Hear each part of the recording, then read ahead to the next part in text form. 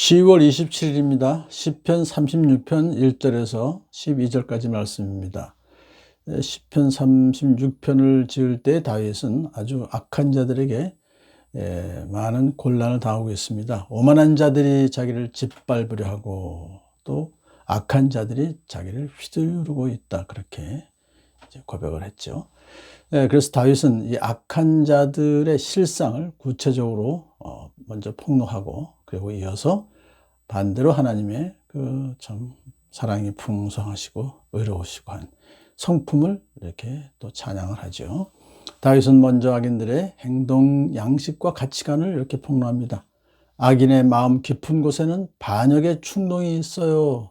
반역의 충동이라는 것은 하나님께 대한 반역을 마음속 깊이 생각하고 있다는 것이죠. 그의 눈에는 하나님을 두려워하는 기색이 조금도 없습니다. 하나님을 두려워하지 않기 때문에 항상 하나님께 반항하는 그런 충동이 있다는 거예요.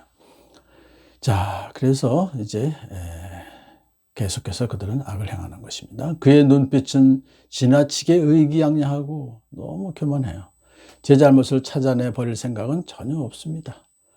이제 하나님의 말씀을 그들이 생각한다고 하면 거기에 비춰서 자기들이 뭐가 잘못했나를 찾아내야 되는데, 하나님을 두려워하지 않으니까 전혀 그런 것을 하지 않고 자기 멋대로 의기양양하게 살아간다. 하나님의 심판을 전혀 의식하지 않고 살아가는 것이죠. 그의 입에서 나오는 말이란 사기와 속임수뿐이니 입만 열었다 하면 사기치는 것이고 거짓말하는 것이고, 슬기를 짜내어서 좋은 일을 하기는 이미 틀렸습니다. 아예 선한 일은 하지도 않는다. 거기에 신경도 쓰지 않는다. 심지어는 잠자리에 들어서도 남 속일 궁리나 한다. 참 얼마나 밤에 잠을 못 자요. 남 어떻게 속일까 하고 모략을 짜느라고. 잠언에서는 이렇게 4절 16절 말하고 있습니다. 그들은 악한 일을 저지르지 않고서는 잠을 이루지 못하며 남을 넘어지게 하지 않고서는 잠을 설치는 자들이다. 악한 자들이 그래요. 그래서 그들은 범죄의 길을 고집하며 계속 범죄의 길을 가고 한사코 악을 버리려고 하지 않습니다. 아주 굳게 결심하고 악한 짓만 한다, 그런 것입니다. 다윗은 그러한 악한 사람들과 대조가 되는 하나님의 성품을 이렇게 찬양합니다. 주님은 한결같은 사랑으로 그랬어요. 사랑은 하늘에 가득 차 있다. 주님의 한결같은 사랑은 하늘에 가득 차 있고, 주님의 미쁘심은 궁창에 사무쳐 있습니다.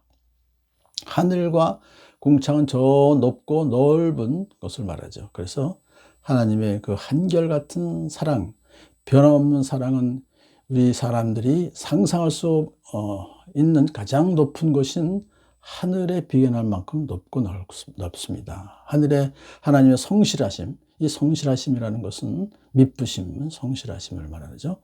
약속은 반드시 지키신다는 거예요. 그래서 하나님께서 우리를 사랑하시는, 우리를 구원하신다는 약속은 측량할 수 없을 만큼 높고 넓습니다. 그렇게 이제 고백을 했고요. 두 번째로는 주님의 의로우심은 우람한 산줄기 같다. 저 태백산맥 같은 그런 아주 지속적이고 영원한 산맥을 말하는 것입니다.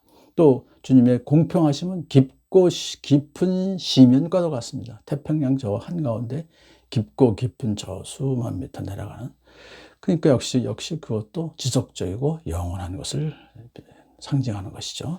그래서 하나님의 의로우심, 공평하심, 하나님은 옳고 그름을 정확하게 의롭고 공평하게 판단하신다는 것입니다. 그런 것은 역시 영원하고 또 지속적이다. 주님은 사람과 짐승을 똑같이 돌보십니다. 하나님께서 창조하신 짐승까지도, 그리고 사람도 똑같이 모든 필요를 공급해 주십니다. 그런 찬양을 하고 있습니다. 자, 주님의 한결같은 사랑이 어찌 그리 보배로운지요, 그랬죠. 어찌 그리 값집니까, 그랬어요.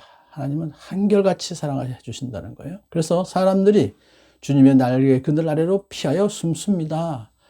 참 폭풍이 오고 천둥 번개가 칠 때 주님의 날개 그늘 아래에 들어가서 피해 숨으면 안전하죠. 그렇게 모든 사람들이 하나님의 존재를 인식하든지 인식하지 않든지 모든 사람들은 하나님의 날개그늘, 하나님의 은총 아래서 그 혜택을 누리고 사는 거죠. 낮에는 해가 뜨고 밤에는 달이 뜨고 그런 모든 일반 은총을 모든 사람들이 다 누리며 산다, 그런 뜻이고요. 8절에 주님의 집에 있는 기름진 것으로 그들이 배불리 먹고 할 때, 여기서 주님의 집이라고 하는 것은 성전을 말하죠. 그래서 이것은 예배 공동체, 지금으로 말하면 교회에 기름진 것으로 그들이 배불리 먹는다. 이것은 하나님의 집에 있는 그런 영적인 축복이 풍성하게 그들이 배불리 먹을 수 있다.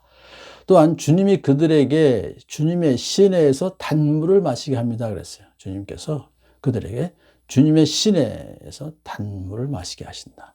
이 땅에서의 물론 그 영적인 복, 육적인 복을 우리가 해주시지만 또 이것은 예수님 재림하신 후에 올 새 예루살렘 성에서 누리게 될 또한 영원한 축복을 이미 이렇게 예언해 준 것입니다.